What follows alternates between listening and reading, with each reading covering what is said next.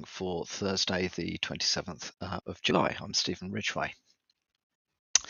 The Swedish software firm Altivus has suffered a cyber attack earlier this month, around the 18th of July. It appears, however, that at least 2 British ambulance services have lost access to electronic patient records as a consequence of this. What's unclear at the moment is whether this is ongoing. I think it is. Issue. I believe that Altivus was looking to reinstall their app MobiMed EPR, which is electronic patient records, for British customers, but are waiting on the go-ahead from NHS England and the ambulance trusts. So in the meantime, it does appear that ambulances in the southwest of the UK and where's the other one? South Central Ambulance Trust have had to use a paper-based system. So that is those 2 services offer, provide services for a permanent population of around 12 million people, but bear in mind that certainly in the southwest, very seasonal, and can easily double that during the peak summer season. So hopefully Altivus will get their systems back online quickly. Again, it brings into focus the need to be careful when your data is being hosted by other organizations. It is important to understand their cyber posture as well as your own cyber posture, and hopefully be able to minimize the risk by working jointly with your suppliers, partners, or whoever in order to address these issues rather than leaving it to. It's all right if you make it contractual, which is fairly simple to do, but if you make it contractual and you're an ambulance service and the other side doesn't live up to the contract, you're still not able to send ambulances out in time. So yeah, bit of a bad one there, and does look like it hasn't hit the news quite at the time where the issue actually hit the organization, but presumably they're on top of it by now. There is apparently, according to Dark Reading, a massive campaign targeting MacOS crypto wallets and data. The malware is distributed as fake blockchain games. So the users are actively installing the malware and are basically bypassing the warnings which MacOS gives around potential problems with these particular pieces of malware. So yes, Apple is looking to reduce the reduce the frequency in which this is getting installed, but there's not much that they can do about it. At the moment, MacOS's built-in anti-malware protection is, well, the difficulty is you can override it. If it says, basically if it says this is malware, do you want to install it? And you say yes. That's kind of where we are with that. It's the malware itself is hidden inside various different apps. Names like Brawl, Earth, Wild World, Evaleon, Pearl, Saint Legend, and Olymp of Reptiles are some that have been identified. The information stealer has been dubbed Realst, which is REALST, Realst. So watch out for that. Be careful that if you are installing games that you have taken care to understand where they're coming from and that they are what you really think they are, and that you're not being scammed into installing malware.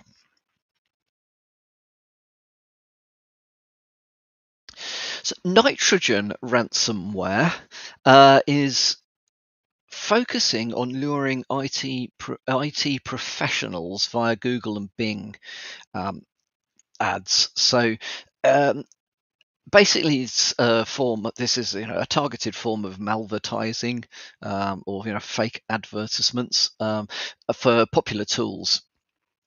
So pay-per-click Google and Bing links that take you through to compromised WordPress sites and phishing pages, mimicking download pages for software such as AnyDesk and Cisco AnyConnect, Treesize Free, WinSCP. If you click on the link, you do actually get the software, but you also get a Trojanized Python package containing initial access malware that the attackers then use to drop further payloads. Campaign's been dubbed Nitrogen by the researchers at Sophos, who've done some investigation into this.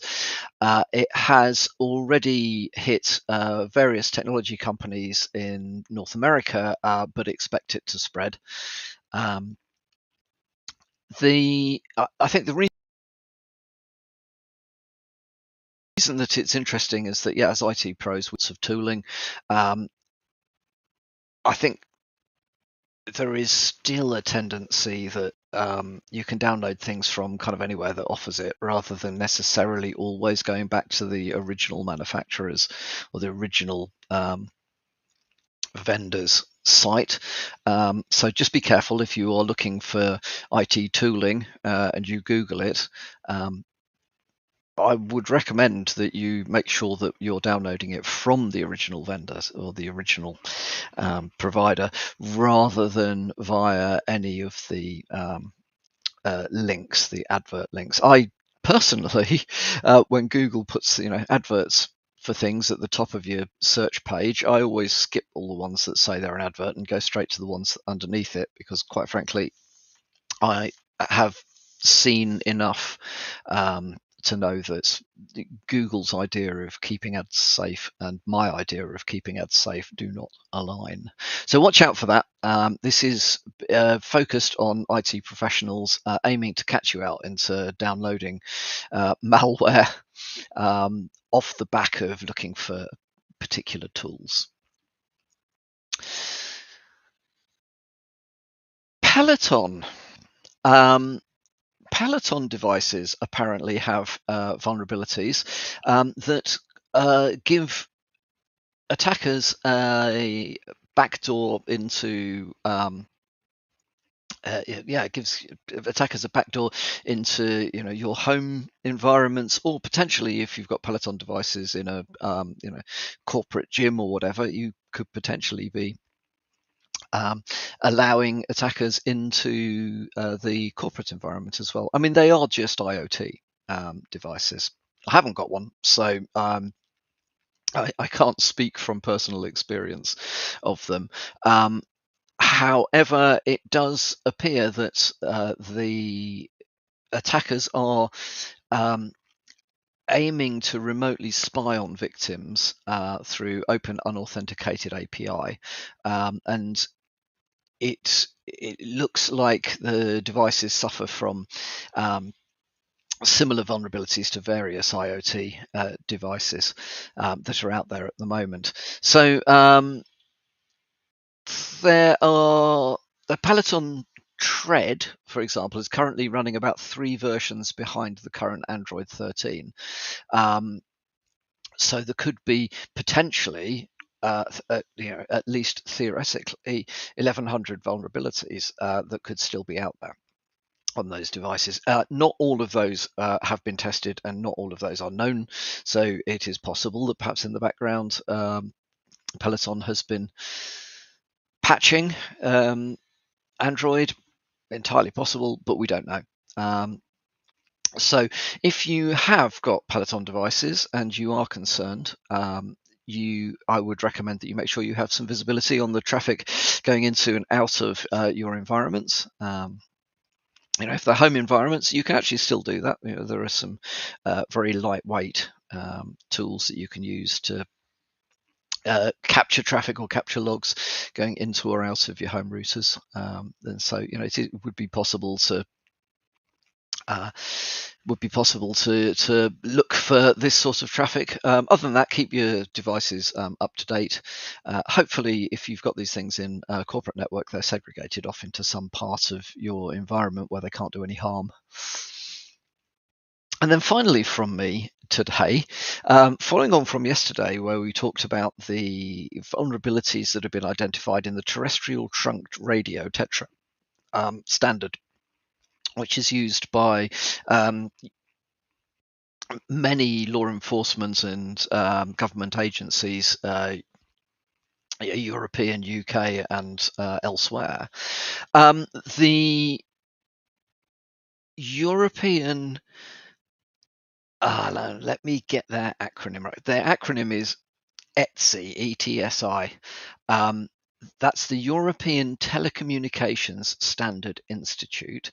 Has basically blown a raspberry and said, "Don't believe you, not true, all speculation, blah de blah de blah."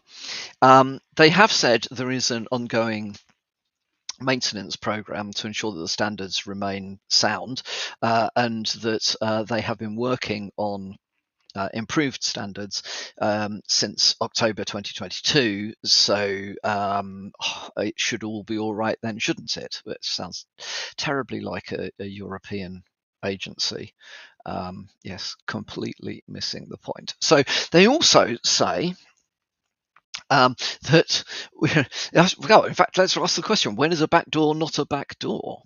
Well, according to ETSI, the issues with the encryption algorithm don't constitute a backdoor because, according to them, a backdoor must be a covert method of bypassing normal authentication or encryption.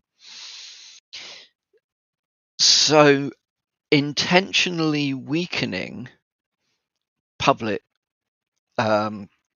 encryption doesn't constitute a backdoor, according to them. It's like, well, hang on. Yeah, all right, if you define a backdoor very narrowly, then I suppose you could make anything mean anything. I mean, we seem to live in an age where redefining things to mean what the fuck you like is perfectly okay. Well, in this case, it looks like we are redefining, weakening the encryption keys from 80 bits to about 32 bits is perfectly okay because that's been mandated by some or other export agreement on encryption. So it's all okay, really, and nobody has got anything to worry about whatsoever. Total bullshit. That is all from me today. Bit of a rant again today. Never mind. That's the way it goes. Yeah, it depends what hits the news, doesn't it? Anyway, so thank you for listening, and I'll speak to you again tomorrow morning.